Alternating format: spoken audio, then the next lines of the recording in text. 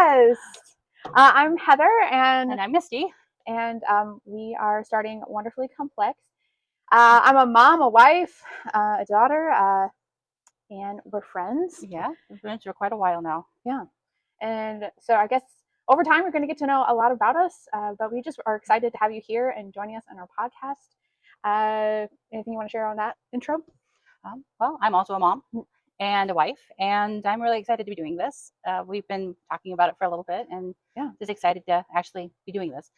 And this is the first time I've ever done anything like this before, so you're gonna have to bear with us. Yeah, or technical difficulties. Yeah. Any suggestions, you can put it down in the comments. Yeah, definitely. And just share anything that is on your heart in the comments. Really, we would love to chat with you throughout this journey on the podcast and in our private group. So I want to explain the name. So Wonderfully Complex, like what does that mean? So let me read you our description of what that is. Obviously, if you looked at our page, you could see that. But it's our goal to have a ton of fun trying to figure out the life as a Christian woman in today's culture. We'll also discuss our weekly recaps of our current Bible study, which we'll be going over next. If you're in our private Facebook group, which is Wonderfully Complex, named on Facebook, then you can find that pinned at the top in the featured button. And we're just going to offer some insights on how to live it out. Yeah, we're going to have fun doing it. We're going to have fun doing it. We're going to have fun doing it. And you're going to learn and grow with us as we figure this out together. Right. Okay, so if that wasn't clear, we do have a private Facebook group community of women. So if you are on Facebook, you can find us called Wonderfully Complex, and we'll get you added in there. And that we have different things. We have our Bible study in there. We have different scriptures that we post, some worship music, and anything that is just really helpful for anyone growing in their faith and in their walk. If you're local, then there's different ways that you can connect and help one another out as well. Yes, and we can have links in the description of this video for all of the stuff we're talking about through this, including the Facebook page. Yes. She's going to be helpful with all the links and resources for that. So we'll get that for you guys as well. All right. So before we go into our current study, because yesterday we started a new study, we're going to kind of go over our recap of the study we just finished, because a lot of the women that are going to start watching this podcast are already in our community. And those that finished that study with us, we finished Acts, reading Acts. Yeah. So where are we at with that? Well, with Acts, we went through this last week, would have started on chapter 24. Yeah. And we were talking about, let's see here, Paul was in jail. A lot. For a long time. Yeah, he was with Felix at the time, who was not a good governor. He was cruel and he was greedy, and but he got to spend 2 years there with him and his wife, Drusilla. And it was funny because he shouldn't have had 2 years there, except Felix was really greedy and was really hoping to have like a bribe from Paul. Yeah. And so he kept bringing him back. And so every time he did that, Paul got to share the gospel again and talk to him about different things. And I'm sure there was some kind of something going on there. And he got to be in there, so he would have got to talk to everybody in the prison or jail, wherever he was being held. So, and his wife, Drusilla, was looking through all of that, was a very interesting person. She was the youngest daughter of Agrippa the First. And she had 2 sisters, Bernice, and I don't know how to pronounce that one. Ooh, that's Marimony, maybe? That sounds close, yeah. Yeah, she was not mentioned in the Bible, but Bernice is in the next chapter. Let's see here. Felix fell in love with Drusilla and sent Simon. Do you remember Simon from reading earlier next? He was the sorcerer. Yeah. And he actually sent him from Cyprus to convince her to leave her husband so Drusilla could marry Felix. Wow. Yeah. So he was the guy that was imprisoning Paul and kept having him come back and forth. Drama. I know. So I want to share, like, she's going to, if you've already been reading Acts with us, if you finished reading Acts with us, then you got to be a part of like the conversation that we were having in there. Misty's going through like the next layer of that. So she does great research in the Bible, and there's tons of resources that we're going to provide for you guys with that, more links. And so she's like peeling back the layers of what we read. She knows now a little bit more of the history and the background of these people. And so when you come to our podcast, you get to know like another depth. And so go ahead. And once you get to know me a little better, you'll know that I like the story. Yeah. I really like the story. I really like the richness of the characters. And it doesn't matter what you're reading in the Bible, there's a lot of character in these people. Yeah. So, and with that, there we had some comments and stuff. With every day when we do this, we're doing it in the Bible app. So you have the chance to go to the Bible app, read through that with us. There'll be a short devotional. And then you can comment your thoughts or anything else that you've learned through the Bible app section that you're reading, or if you're doing any other research, or even from those of us that have been in Bible studies in the past. Sometimes there's little tidbits that we've gleaned from those, and Yeah. you can share those with the group, so it'll add more to what we're learning. Yeah. I want to say on commenting, if you're not comfortable doing that, don't feel like you have to. It just helps create a community. There's women that we get to grow and learn from each other, and so there's not any fear of what if someone thinks I'm wrong or judgment. We all have our faults. We're all complex, and so with that, there is a welcome opportunity to share anything. If you have questions, I even ask questions in there. I'm definitely not well depth and knowledge of things, so I always, if I'm not sure on something, I'll ask a question, or something really stuck out to me. So wherever you're at in your journey, like, you're welcome, and whatever that looks like, we're excited to be a part of that with you. Yeah.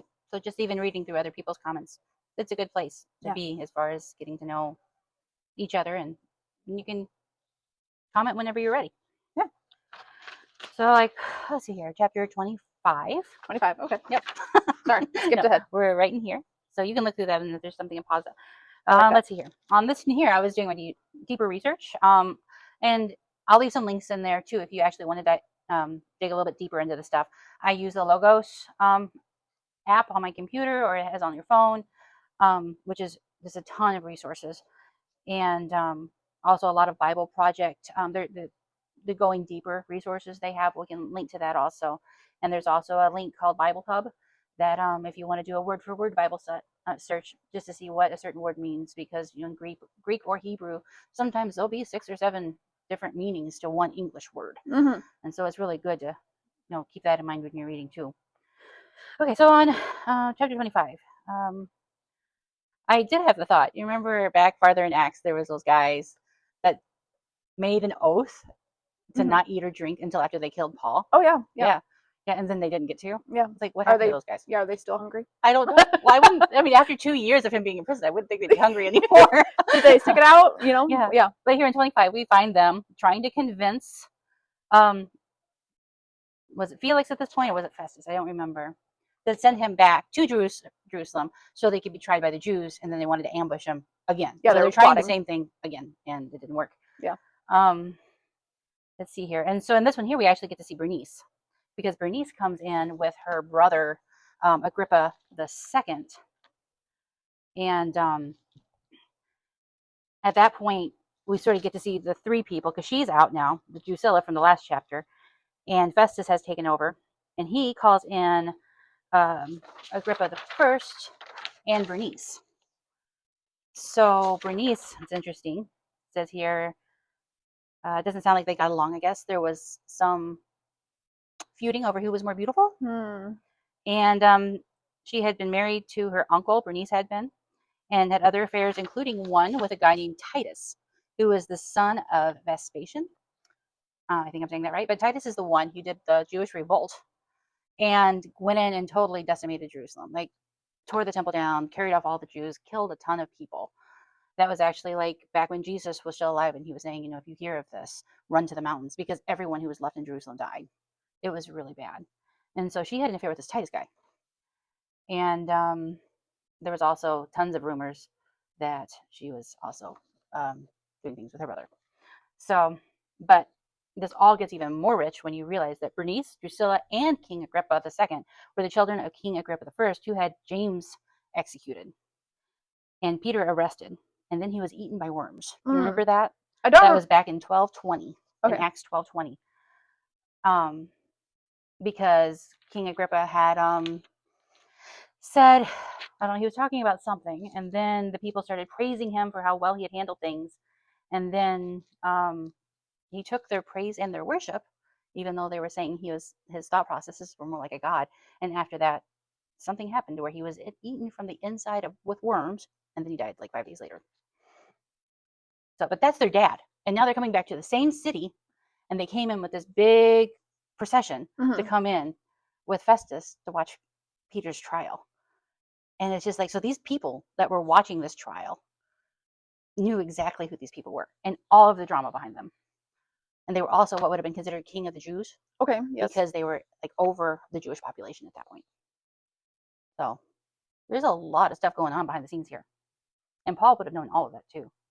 And so like that part I'm aware of. So through all of that, Paul still was honoring to God and not pointing out any of these flaws, or pointing out their sin, or he was calling out sin, but like, yeah, he still was faithful to God and not angry. And when he was respecting these people too, as like political leadership. Leaders. Leadership. Yeah. I shouldn't quote, they were leaders, but yeah, they were very faulty, and if you look at them, you see our leaders today, and we're like, oh, those people, how do we even respect them? But I mean, these people are not any better. We can look at Paul's example and how to do that, and you can see much later on when we're going through this, his respect for the authorities actually gave him a lot of pull as far as how he was treated.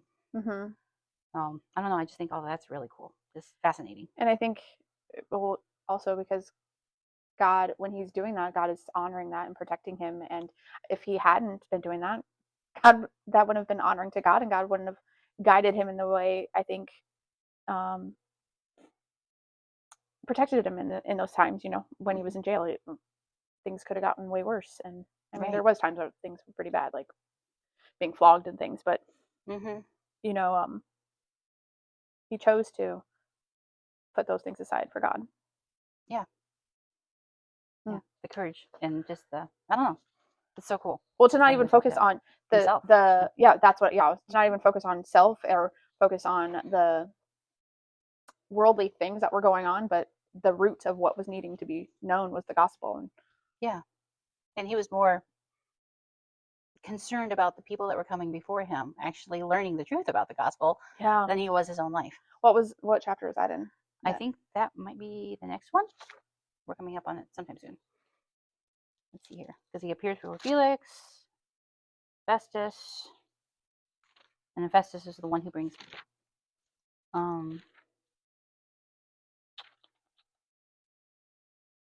and then in 25 is when Agrippa said that he wanted to hear him. So 26 was where you have permission to speak for yourself. Yeah. And that's where he had free speech to say anything he wanted, and he could have gone on and on of pointing out all these things, and instead he chose to share the gospel and to say, I want to find right where it's at. If you find it, obviously, first go for it. For the what he said at the very end with his, when Agrippa interrupted him, said, do you think I can be persuaded, or you can persuade me to become a Christian so quickly? Yes. And then Paul replied, whether quickly or not, I pray to God that both you and everyone here in this audience may become the same as I, except for these chains. It's so good. So she's reading from 26, Acts 26, verse 29, 28 and 29. Yep. And this is the NLT. You'll find, I use this in here just for my reading, but you may be using a different one, and we have all kinds of different translations. Yeah. So it may read a little different than yours. But the same concept is there, So that is in 26. Oh, we skipped ahead, sorry. Yeah, no, you're good. Yep, that was 26. Let's see here. I think we talked through 25 already, so we can go on to 26. Yeah. The verse 3 with him, it actually said, Paul stated, I know you're an expert in all Jewish customs and controversies, which, is stating, the fact that he knew that he had been involved in all this stuff before, and he knew what the Sanhedrin had tried to do before and what was going on and all the ins and outs of how that worked. Yeah, he knew the history of who he was talking to. Right. He's like, I know who you are. Here. I thought it was funny when Festus got onto Paul and told him he was crazy. Because he actually said that he had been studying too much. He says, Paul, you are insane. Too much study has made you crazy. But that was Festus, who he had no idea about all this Jewish stuff. And so everything that Paul had said before this about how he had gotten to where he was would have seemed like utter nonsense to Festus, because he was more of Roman descent. and which made all the difference with King Agrippa, because he would have known. And yeah, I just can't even imagine just hearing all of that from a, because we have the Bible, we know the Jewish heritage, we know a little bit more than they did, but this would have been all new to him. Like, he wouldn't have understood the Pharisees and the Sadducees and the Sanhedrin, or like, and he's like, why in the world are you even in jail? This makes no sense. I can't find anything against you. Yeah. And he wouldn't have known any of the prophecies either, so that wouldn't have made sense either. And the other thing I thought was really interesting in that is that if Paul had not had appealed to Caesar in this chapter, he would have been set free right then and there to go back out to do whatever he wanted. But Paul knew that God was protecting him and that he needed to go to Rome. Yep. And how else was he going to talk to Caesar? Except to be incarcerated and sent to Rome to talk to Caesar. So it was really hard to get an audience with him. Yeah. That's powerful. Yeah. And he hadn't, at this point too, we're going into Romans right now. At this point too, he hadn't been to Rome. And so Romans was actually written before he actually got to Rome the first time. Say that again? When Romans, the book Romans, was written, Paul hadn't got to go to Rome yet. Okay. And so he hadn't met the church there, and he hadn't got to actually see any of them. When it talks in the first part, when we get into Rome, it talks about some of them he hadn't even met yet. And so, yeah, I mean, this is all like working together here as far as the story goes. It's reading more like a novel once you get to know all the people. And it gets exciting. And so Paul's finally getting to go to Rome. And not only is he going to get to meet Caesar, he actually gets to meet the church in Rome. And I mean, sure, it had to be a little bit nerve-wracking, but he was starting to see a way that things were lining up and how things were working. Yeah. How God's plan was laying out for him. Yeah. I love those moments because God does that still. He still does that for us. Yeah. Those moments are so encouraging, even though you can be in the middle of a trial and you're like, I was just saying, middle of that. And you're getting ready to go. I mean, you're appealing to literally Nero at this point. Like, this was not a good Caesar. This was, like going into, what do they say? What is it? Out of the frying pan into the fire or something like that. It's like he was not. Wasn't going to get better. It wasn't going to get better. Yeah. At least you couldn't, at this point, you couldn't have seen how it would have gotten better. Yeah. Any more thoughts on chapter 26? I don't have that. I'm listening to you, so I'm like not reading through anyone's notes. So she has everyone's takeaways from each day or each chapter. And so I'm trying to catch moments of what takeaways from you guys. But I'm just loving hearing the next layer. So yeah, we can move on to 27. Okay. And 27 is where we actually get to see the dignity and respect that Paul is giving to these leaders. To the point to where after Paul starts sailing to Rome, there's this, what was he? I can't remember. His name was Julius. He was a Roman officer. And there was so much respect for Paul at that point. He actually let him go to ashore to visit with friends so they could provide for his needs. Yeah, so they could take care of him. Yeah. And I mean, that's just so cool because, I mean, I know Paul was also a Roman citizen, so there would have been a little bit of standing there, but he was in prison. There was no reason to let him go ashore and see his friends. I mean, that was not, I mean, they wrote it in here because it wasn't really customary to do that. Then we get to see Paul's voyage through this.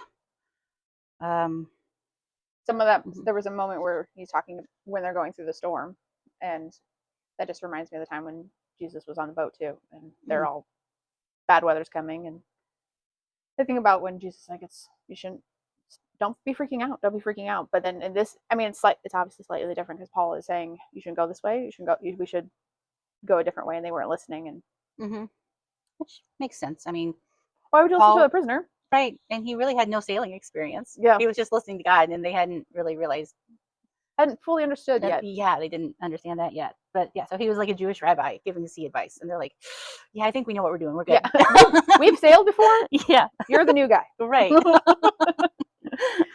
He's like, "Yeah, but I'm sailing with somebody else here too." I also think it's really neat to note that through all of this, Luke's right there too. Because he's writing it, and you get to see that in the little tidbits here when they put we. Yes, like we had something, and when it's saying we, you get to include Luke into that. A reminder that it reminded me too as I'm reading it. Yeah, when I read through it, I sometimes would forget. I'm like, oh yeah, Luke's with them too the whole time. See here. Yeah, we talked about the lifeboats. I thought that was so cool. because the lifeboats these guys were going to jump off the boat, but at that time they realized there was something to Paul. And Paul told the Romans, like, if anyone leaves, because they were scared, they had been sick, they hadn't been eating, things were not going well. It looked like the boat was going to go down. And it got to where they were getting closer and closer to shore by the measurements that they were taking. And so some of the crewmen had an idea to jump on the lifeboats and just try to make it to something. And when Paul said, don't let those guys leave or you're all going to die, they actually cut the lifeboats. They had so much faith that they cut the lifeboats off. And I'm like, I don't know. I just thought that was really cool because, like, how many times in our life, like, okay, God, we trust you, but I want to keep my lifeboat. Ooh, girl, yes. Yeah.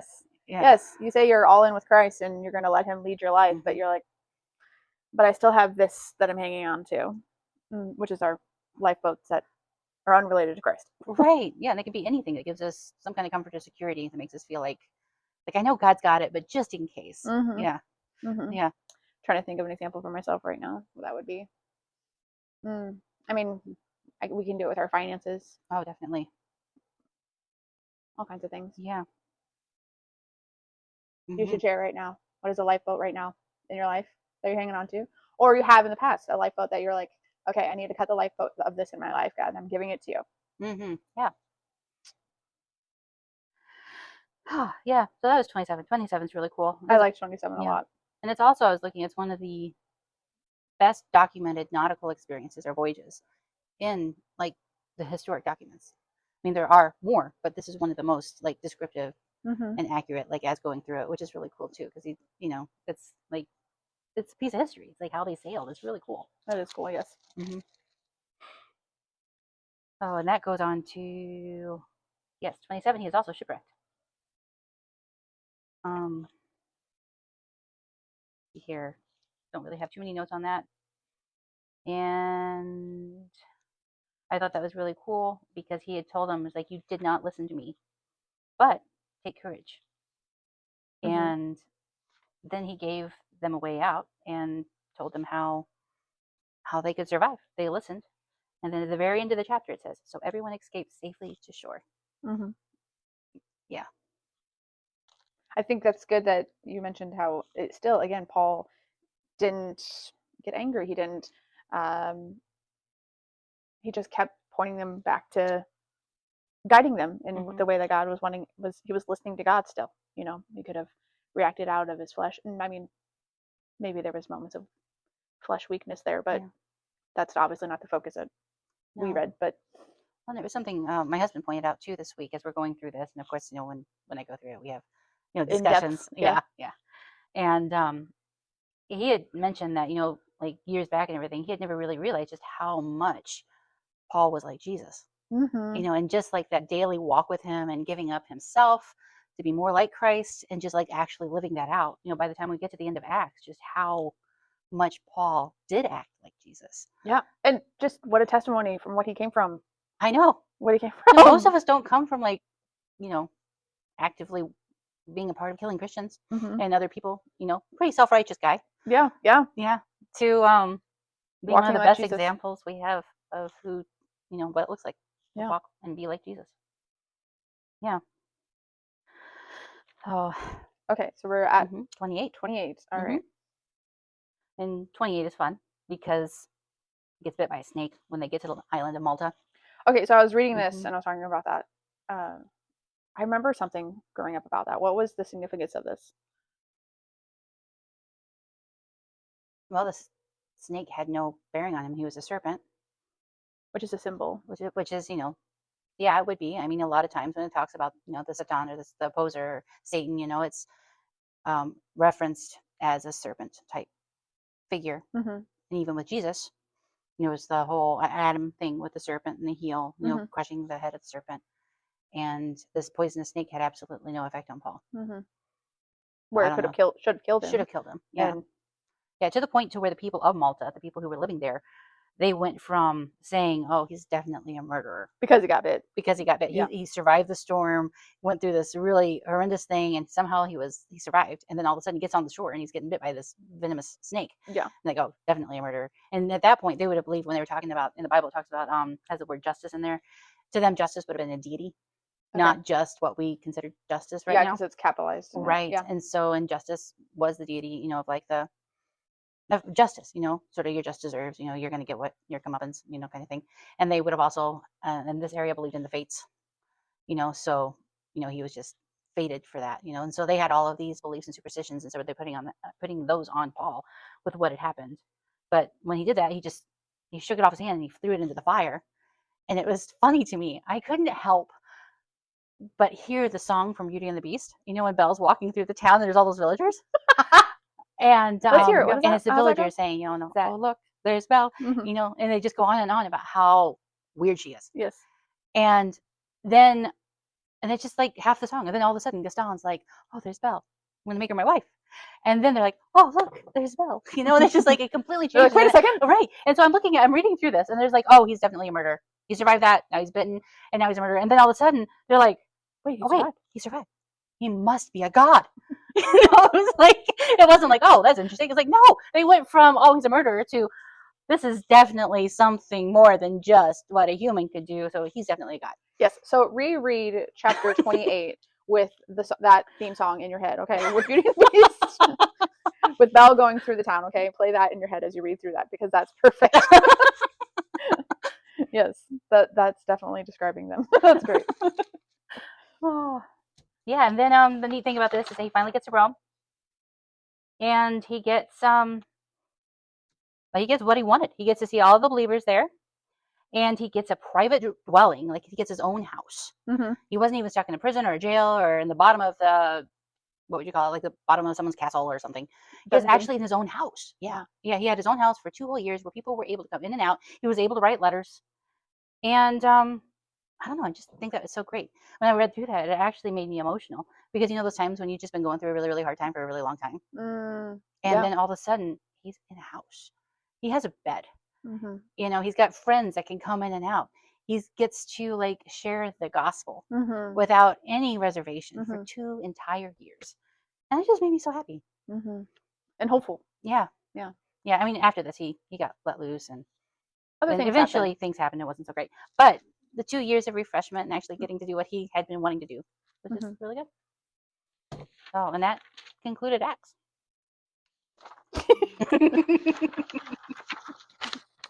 And now we're on to Romans. So if you've not yet started, you're welcome to jump in with us to read Romans. The study is pinned in our Facebook group. The link will be available to you in the captions here if you're not already in there. And if you have trouble getting into any of the studies, message one of us and we will help you get a part of that. Misty's been fantastic over the last few days getting everyone in there, and we'll do our best to make sure you're a part of the study. So now we're moving into Romans. So yesterday was day 1, today is day 2, and it's a good book. It is a good book. It is a good book. I'm not sure really. I'm excited for what you have for day 1, chapter 1. Go for it. Okay, well, first off, Romans, was we just talked about, it was written by Paul. Okay, so Rome was a really pivotal place for Paul, because Paul was really hoping to spread the gospel to the ends of the earth. Yeah. That's what his thing was. And back in his day, the ends of the earth pretty much meant Spain. And so this was really exciting to him, because he was getting to go to Rome. He was writing the people in Rome, which he hadn't gotten to go yet, and he was hoping to get there to see them. But he was really excited about the gospel actually being portrayed to the rest of the Gentile population in Rome, so that the church could grow and they could continue to expand it to the ends of the earth, which at that point would have been Spain.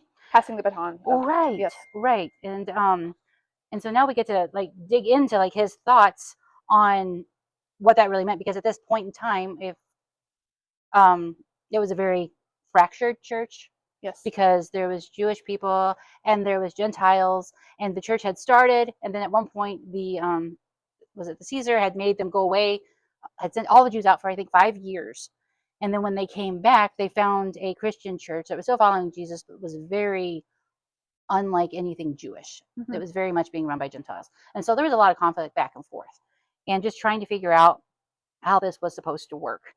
And Paul was the one who just sort of had to write them a letter and just say, get along. But and he started it in Rome, or in his letter to Rome, just making sure they knew about the good news, and then making sure how both the Gentiles and then the Jews knew how guilty they were Mm-hmm. and how they shouldn't be judging each other because they were both equally guilty. But because of the gospel, they were on the same playing field, and they were building this multi-ethnic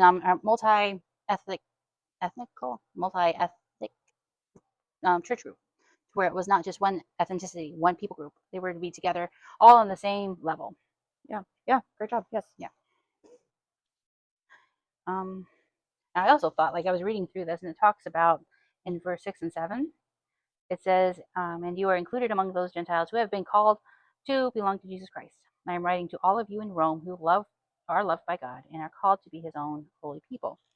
And I was reading that verse, and it just dawned on me. I don't know. Have you ever done any family history, genealogy stuff? A little bit. Yeah, like a lot of us can trace our heritage back to Rome. And I know I have at least 3 lines that go back to Rome. And I would hope, because when I'm looking at this, they're a little more influential because those people that got documented. Mm-hmm. I would hope that some of my ancestors would have been reading this and not just the people that were on the other side of it. Yeah. Yeah. But, just to be able to think that, in Rome, when this was written, I had grandparents, and it's just like, that's sort of cool, That is cool. Yes. Whether or not they listened, I don't know. But it's just a neat thought. Hopefully they did. Yes. Yeah. Oh, and verse 12 is just so good.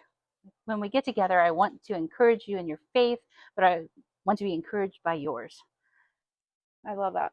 Yeah, and it's just, I don't know. Yeah, that's so good. Such a good reason, even now for us. When he's talking about going and getting together eventually with the church in Rome. But like as a church, like we have to be getting together like on a regular basis so we can be encouraged in our faith, but we can also encourage others. Sometimes I feel like, at least early in my walk with Jesus, I went to church because I needed to be encouraged. Yeah, you just needed to be a sponge, but then right, which is okay. Yeah, it's definitely, everyone starts there. Yeah. But then there comes a time where you need to transition into then passing it back, right, and filling someone else up. When it's neat too, because you like your goal can be going to encourage and uplift and all that, and it's just a natural return process that you get that back. Yes. Yeah, it's like you don't have to go begging for it; it just happens. Mm-hmm. Especially when you're with a group of like seasoned believers, like people that have the same goal. Yeah. So when you are coming in a group where everyone has the same goal of pouring into each other, encouraging each other, then it's very uplifting and refreshing and encouraging, like we were talking about, but selfless. And that's the best way to live, is when you're selfless. You don't have to focus on self, and you can help someone else grow, and that's the best way to live. And it's fun. It really is. It is fun. It gets really exciting once you really get into a group of believers that do that. Yes. Yeah. Hence our podcast. Yeah. Okay. Where are we at here?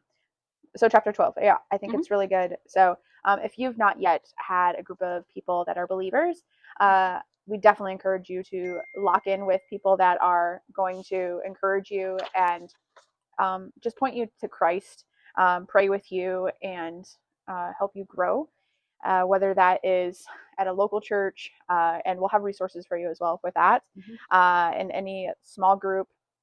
So like our Facebook group, and this is fantastic, but don't just use the resource of technology to connect with people, but get like in person with somebody that you can see them and touch them and hear them and have that connection, because this is great. This is a great thing that we have, but this is what we were created and designed for. Right. And eventually, we do plan on having a group to get together. Do you see that? She did that little nugget. She did nugget drop of future things, future exciting things that we plan. That's all we'll say. Yeah, that's all we'll say. Things to come. Yes. Okay. Let's see here. We have in Romans 1, we have Paul's proclamation too. I am not ashamed of the gospel one. That starts in verse 16. And it's just so good. What version do you have there? Oh, whoops, I just moved. NIV. I thought I had that highlighted before, but I guess I did not. For I'm not ashamed of the gospel, because it is the power of God that brings salvation to everyone who believes, first to the Jew, then to the Gentile. For in the gospel, the righteousness of God is revealed, a righteousness that is by faith from first to last.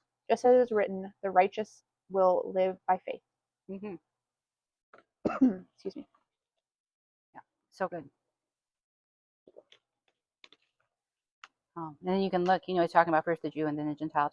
Talks a little bit later here about how it goes the other way too. It's talking about God's wrath. Yeah, then it goes the other direction, yes. Yeah, and how it can go first to the Jew and then to the Gentile. Mm-hmm.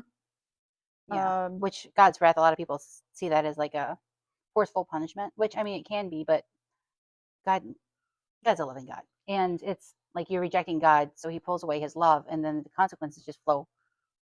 Yeah, I just think of it as like the perfect parent, the parent that we would all desire to have. So like, doesn't matter whatever your upbringing is, that maybe you didn't have the best parent upbringing, but I think of God as the perfect parent, and he wants good for us. He doesn't want to see us struggling or experience a consequence or any of that, but when he gives us free will. And so if we're choosing to not follow him, as a parent encourages us, we as parents encourage our children to do, then it's not that he stops loving us, it's just he gives us that experience, Yeah. Well, when we move away from him, we move away from his love, his protection. I mean, he's still there, but we have to turn back. Right. Yes. Yeah. All of that's there for just the turning around. And then, and that's one of the, I can't remember which verse it is. He actually talks about, and it's the next one, verse 4 in chapter 2, talks about repentance. And the repentance word there is actually metanoia, which actually means it's not just stopping your sin or stop sinning. It's actually the turning around and changing of your mind. The action of full repentance. Yeah. Right. And so it's like a mind shift. Which again, I think of it as a teenager for me, when I'm, when your kid's saying, I'm sorry, and they're not actually sorry. They're just saying sorry to get through that moment. But when you're genuinely sorry for that, so when you're genuinely turning away from that, is when you're no longer living that way. And God, you get all the love, you get all the things back. Mm-hmm. Yeah. And he's just right there waiting for us. I had it down. God does not show favoritism. I think in our culture we have that really twisted, and that because there's that love is confusing in our culture of what love actually is, and when you don't fully know God and what God represents as love, and the depth of that, I think our culture has a superficial version of love where it does have favoritism. Yeah. And what's comfortable for you, and God does not always say it's going to be comfortable. Hence Paul's story that we just went through. But he is going to make good of all those things. When it's uncomfortable, he's still going to make good of those things. Right. Well, it's easy to get sidetracked on that, because if you're not looking at somebody as a potential like being that's going to last forever, if we're just looking at each other as, well, you're in my life for a little bit and you're out of my life, not like looking at your fellow believer as, I'm going to be with you for eternity. And if you've got a whole group of people and you're looking at them as, I'm really looking forward to eternity with you, you're not going to say, well, I like you better because you don't annoy me as much as this person over here. And we even do that with our children sometimes, and it's just like, it's just so, and it really bothers me sometimes when people talk about their favorite kid or ask me like who my favorite child is. And I'm like, but it's hard for them to even grasp the concept that I don't have a favorite. No. Yeah. And I have stepchildren, and I never refer to them as my stepchildren, other than explaining when I have to explain certain stories or scenarios or something. But I always refer to them as my kids, because none of them have a different. They all are. I view them all the same that way. They all drive me nuts in different times, as we drive God nuts, I'm sure, when he's like, I told you already, that is the way you're supposed to go. Now you have to repeat and experience it again. Children are so good at like helping us understand, like, oh yeah, I've done that to God. I see what you're doing there, God. I see what you're doing there. Yeah. Yes.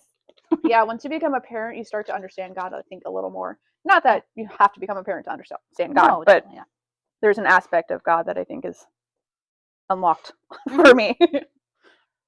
Alrighty. I wanted to bring up something really Yes. quick. We're going to put this in the links too. If you are, we're talking about the renewing of your mind, the metanoia aspect of what they're talking about, or Paul's talking about in Romans. There's this book here. I don't know if you can see it.